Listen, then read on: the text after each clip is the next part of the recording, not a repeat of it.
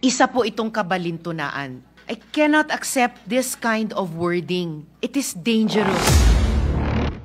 I strenuously vote no to the motion. The wording of the approved motion introduces unnecessary ambiguity to the already politically charged proceedings. Ang return po ay pagsauli o pagbalik. Sa usapin ng judiciary, nire-remand ang kaso pabalik sa lower court for further proceedings. Kaya po, I cannot accept this kind of wording. It is dangerous and disingenuous, particularly when the rules of court have suppletory application. The same purpose could have been achieved by merely asking the House prosecutors to file a compliance and clarify certain issues.